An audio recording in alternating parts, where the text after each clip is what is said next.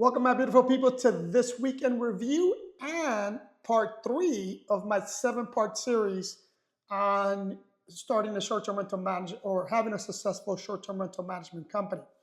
So let me get right into part three.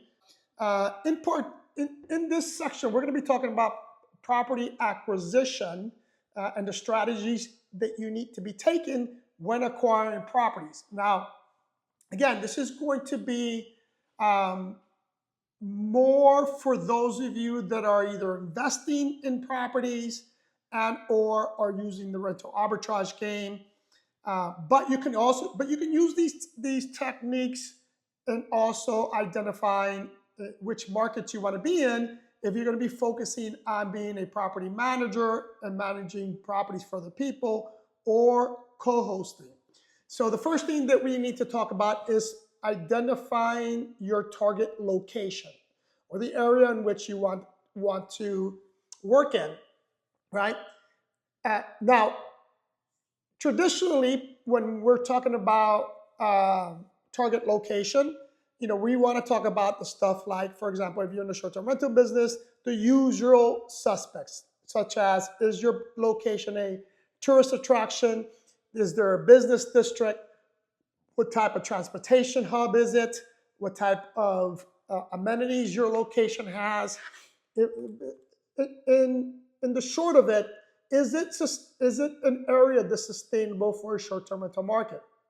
Now, the market being as saturated as it is, and if you follow if you follow this channel and you look at what's trending in terms of travel, I'm going to give you another option here.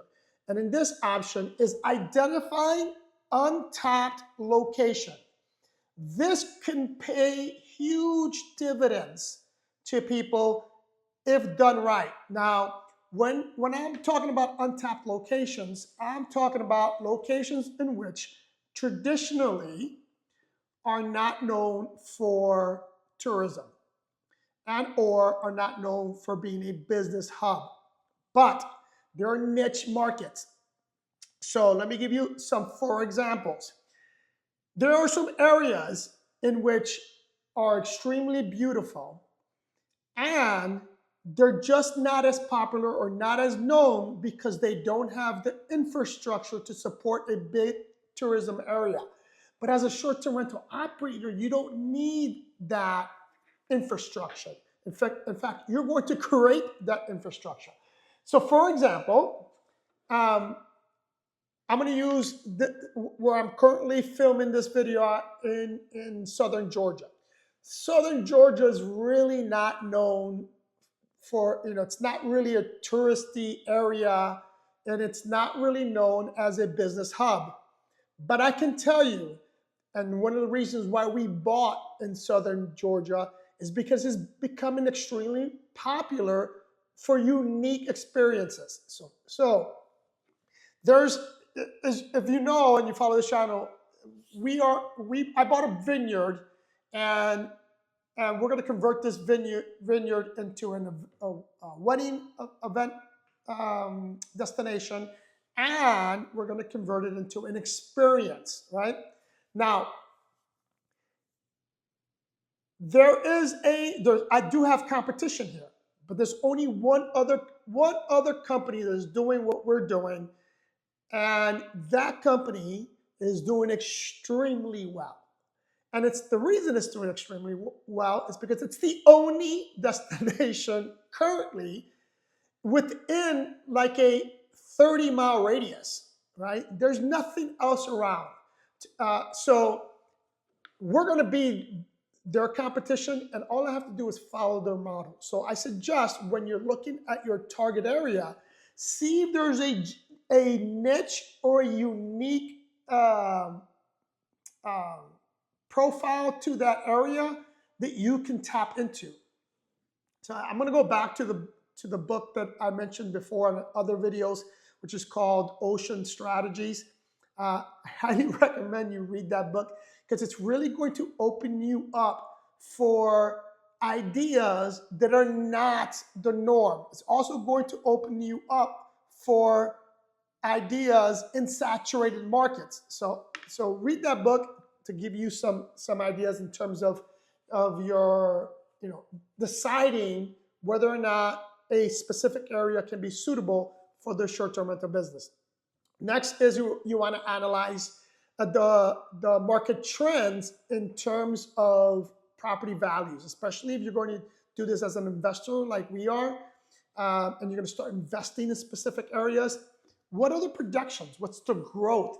Are there, for example, for us, another reason why we bought where we bought is because we discovered and found out that, for example, Costco is looking to open up a store here.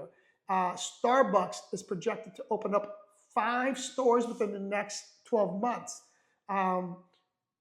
There's also a huge fireworks manufacturing area here, and they're looking to expand. So as a result, not only that, in terms of migration here, we also discovered that a lot of people are migrating here because of the affordability of real estate. If you're in a big commercial market area, you know that affordability in real estate has become, it's gone crazy, right? It's not as accessible as it once was. But here in South Georgia, it is really accessible. You can buy a lot of property. You can buy just about anything, much less than you could anywhere else. And because of that, there's a lot of migration coming here. So my projection is that within the next 5 or 10 years, the landscape here is going to be completely different. So much so that we also discovered that there's been several farms in the area that have opened up their farm to tourism. And for example, a couple of weeks ago, we went to a berry farm, and we were surprised how full it was or how busy the farm was. And it's something that you normally don't see. So those are the things you want to look at. Next, you need to understand, as I mentioned before, is what the local regulations are. We touched on that, so I'm not going to go into it here. Now, the next would be what type of property. Are you going to do?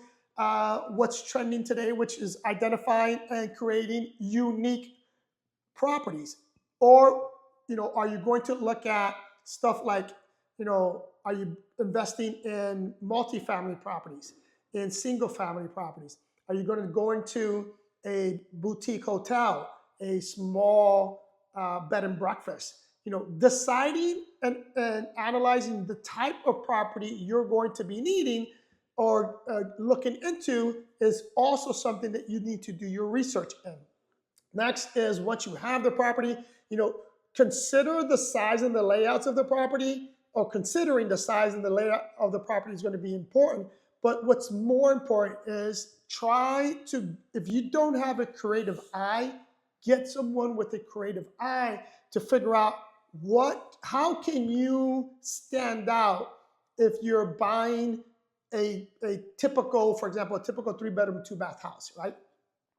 What can you do to that property? What kind of canvas do you have with that property so that you can either express your artistic abilities in terms of designing the property, or if you don't have an eye for that or don't have the talent for that, then hiring someone that can assist you in doing that. Because again, I've always said this, it's not what you have, it's what you do with what you have that's going to be important and can determine the success of your business.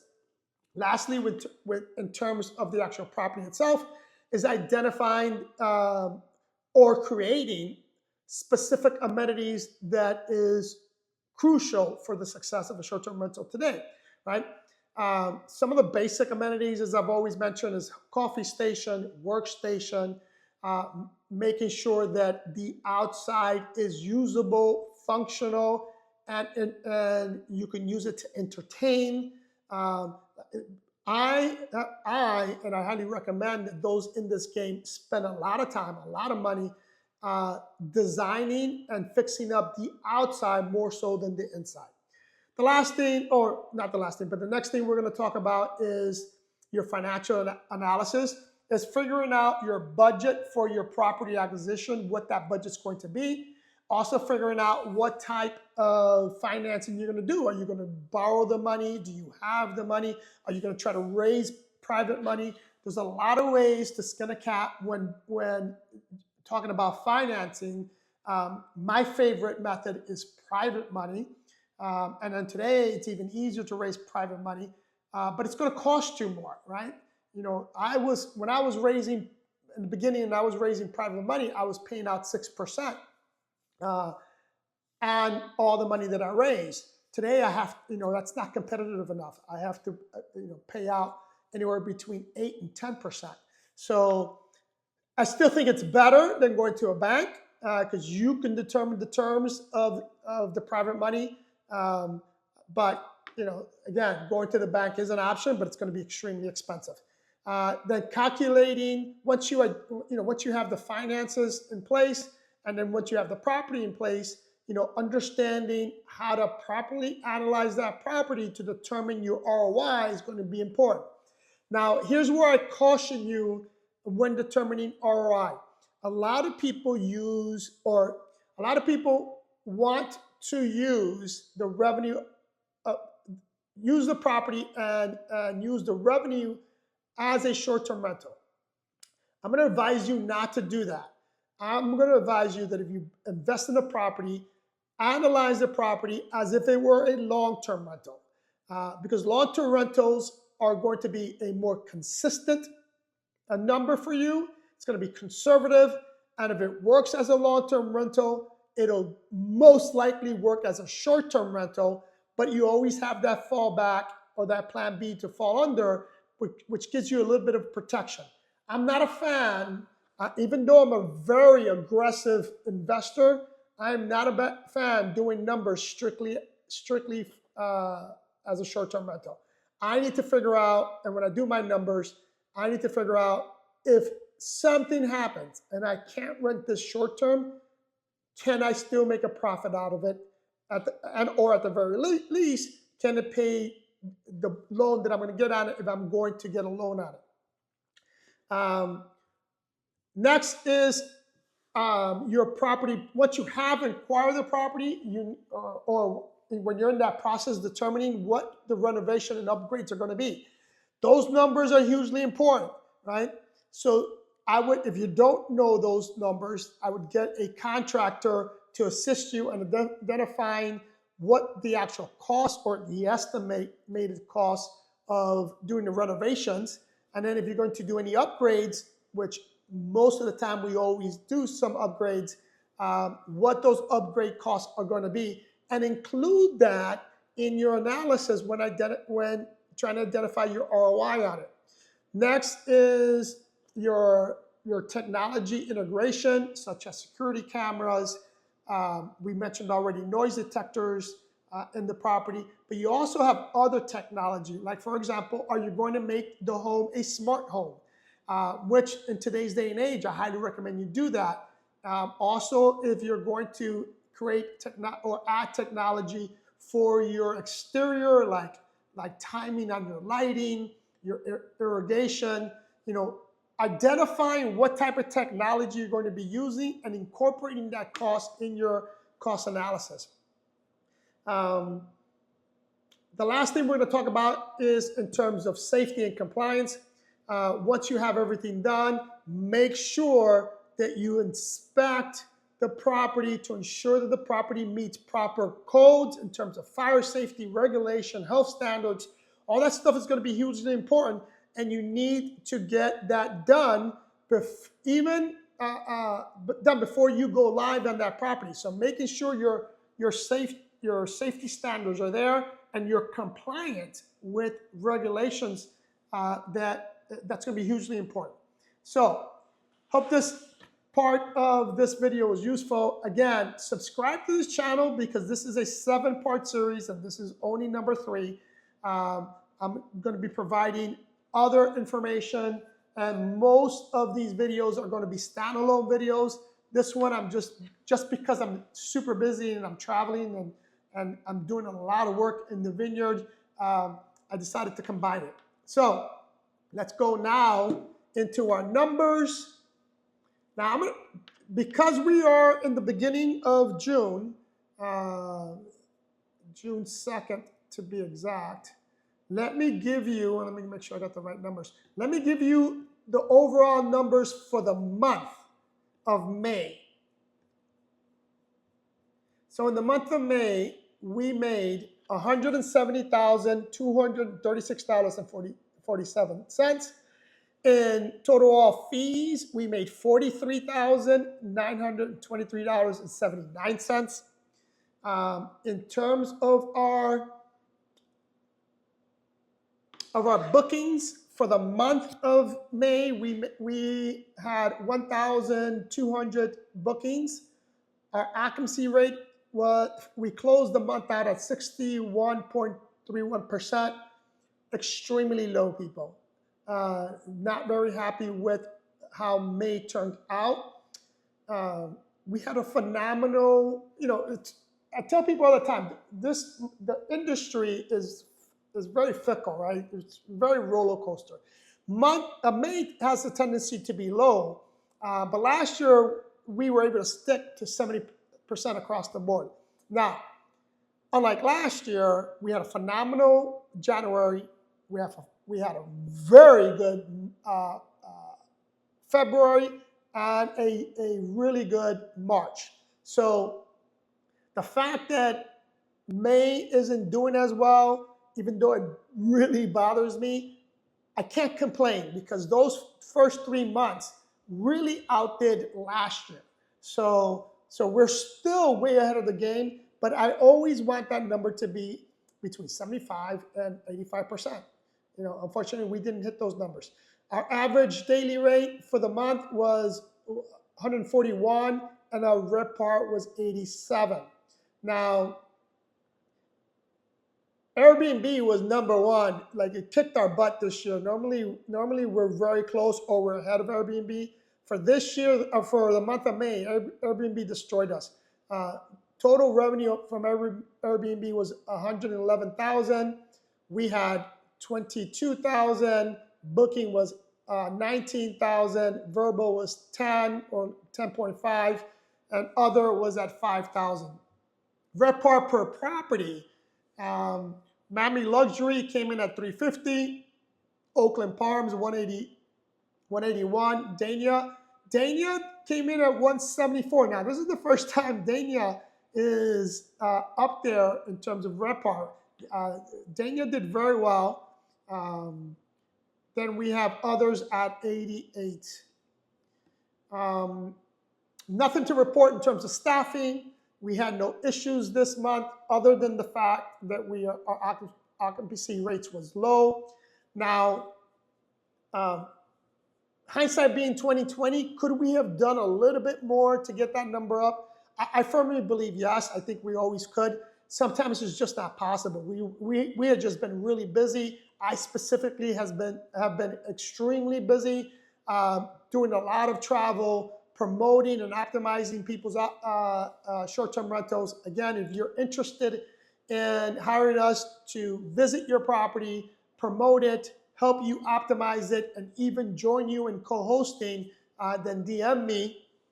And the other big one is, although this part of the business was down in terms of occupancy, our travel business is way up.